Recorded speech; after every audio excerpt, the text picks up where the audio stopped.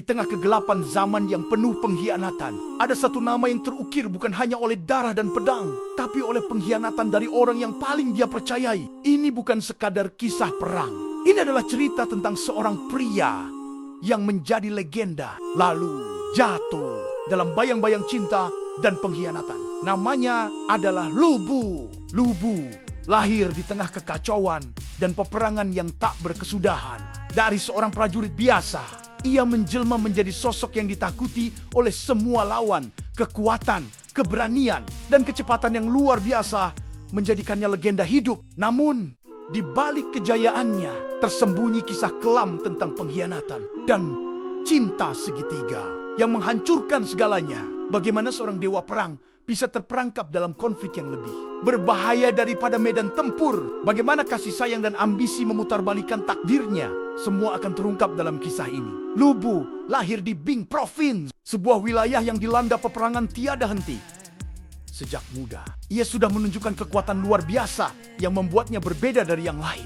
Tubuhnya kekar, wajahnya tajam, dan setiap gerakannya bagaikan badai yang menghancurkan lawan. Ia menguasai seni berkuda dan bela diri dengan sempurna, membuatnya hampir tak terkalahkan di medan perang. Dalam setiap pertempuran, Lu Bu bukan hanya pejuang, dia kekuatan yang menghancurkan segala rintangan. Namanya mulai dikenal, ditakuti, dan dihormati. Namun, kekuatan dan ketenaran membawa juga bahaya tersendiri. Ambisi besar mulai tumbuh dalam dirinya, dan takdir mulai mengarahkannya ke pangkuan seorang pria kejam bernama Dong Juo. Seiring waktu, Lu Bu makin menunjukkan kehebatannya di medan perang. Tidak hanya sekadar jago bertarung, ia mampu mengendalikan pasukan dengan kecerdasan dan keberanian yang jarang dimiliki. Dalam satu pertempuran, hanya dengan sedikit prajurit, ia mampu menggagalkan serangan besar lawan yang jauh lebih banyak jumlahnya. Nama Lu Bu pun menyebar luas, dari pelosok desa sampai istana kerajaan. Orang-orang mulai menganggapnya bukan sekadar prajurit, tapi dewa perang yang tak terkalahkan. Bahkan musuh-musuhnya mengakui menghadapi Lu Bu seperti melawan badai yang datang tanpa ampun. Kuda kesayangannya, Red Hare, juga menjadi simbol kecepatan dan kekuatan yang menambah aura legenda di sekelilingnya. Namun di balik semua ketenaran itu, Lu Bu tak melupakan satu hal, ambisi besar yang terus membara dalam hatinya. Ia tahu, untuk meraih kekuasaan sejati, hanya kekuatan saja tidak cukup. Dibutuhkan strategi dan aliansi. Namun, bukan pedang tajam atau ribuan pasukan yang akhirnya mengguncang hidup Lu Bu, melainkan sesuatu yang lebih halus, lebih berbahaya. Pengkhianatan. Di tengah kekacauan politik yang melanda Tiongkok, muncul satu sosok penguasa kejam, Dong Juo. Ia mengendalikan istana, memanipulasi tahta, dan memerintah dengan tangan besi. Di bawahnya, rakyat menderita, para bangsawan ketakutan. Tapi ia punya satu senjata mematikan Lu Bu. Dong Juo tahu, memiliki Lu Bu artinya memiliki perlindungan mutlak dari siapapun yang berani memberontak. Maka ia menjadikan Lu Bu sebagai anak angkatnya. Ia beri kekuasaan, harta, dan tempat terhormat di istana bagi banyak orang. Itu adalah anugerah, tapi bagi Lu Bu itu awal dari belenggu tak kasat mata. Di medan perang, Lu Bu bebas gagah, tak terbendung. Ia menjadi pion dalam permainan kekuasaan yang kotor. Ia melihat betapa kejamnya ayah angkatnya, memeras rakyat dan membungkam lawan-lawan politik. Tapi ia tetap diam, karena ia terikat oleh rasa hormat dan juga rasa takut.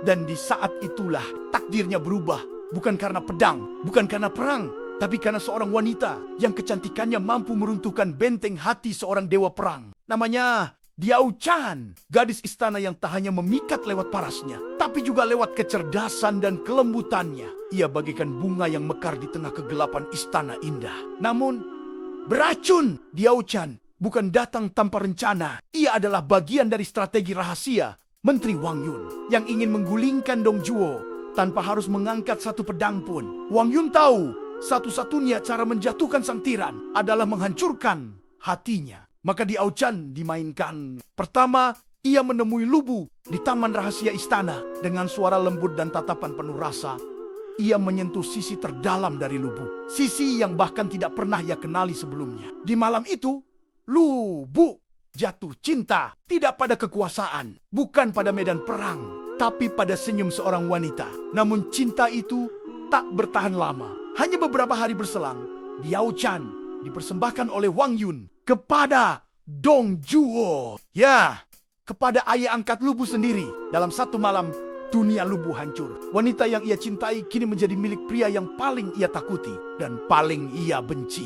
Tapi Diao Chan belum selesai. Ia terus bermain di antara keduanya, menyalakan api kecemburuan dan amarah. Berbisik kepada Dong Zhuo bahwa Lu Bu menginginkannya, lalu menangis di pelukan Lu Bu, mengaku telah dipaksa oleh Dong Zhuo. Lu Bu pun terperangkap. Perasaan cinta, rasa hormat, dan kemarahan bercampur menjadi racun yang menggerogoti jiwanya. Ia mulai melihat Dong Zhuo bukan lagi sebagai ayah angkat, tapi sebagai musuh yang mencuri segalanya darinya. Malam itu, keheningan meliputi istana. Tapi bukan karena damai, karena ada darah yang akan ditumpahkan. Lu Bu berdiri di luar pavilion, tempat Dong Zhuo beristirahat. Di tangannya Feng Tian, wajib tombak legendarisnya, bergetar pelan, bukan karena angin, tapi karena hatinya. Bukan musuh yang akan ia bunuh malam ini, tapi ayah angkatnya sendiri. Diao Chan menatapnya dari balik tirai. Air matanya jatuh tanpa suara. Jika kau ingin bebas, bisiknya sebelumnya, maka inilah satu-satunya jalan. Dong Zhuo yang baru bangun melihat Lu Bu masuk, ia tak curiga. Ia percaya pada anak angkatnya itu, terlalu percaya. Tapi Lu Bu tak bicara, ia hanya menatap lama, seolah ingin mengingat wajah itu untuk terakhir kalinya. Dan dalam satu gerakan cepat, tombaknya menembus dada Dong Zhuo. Darah mengalir, seorang tiran tumbang. Tapi bersamaan dengan itu, takdir Lu Bu pun berubah. Ia berharap kematian Dong Zhuo akan membebaskannya.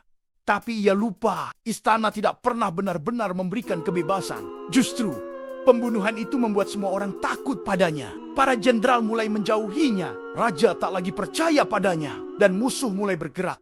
Diam-diam, nama Lu Bu tetap menggema di medan perang. Tapi di istana, ia kini sendirian. Cinta Diao Chan memudar. Atau mungkin tidak pernah benar-benar ada.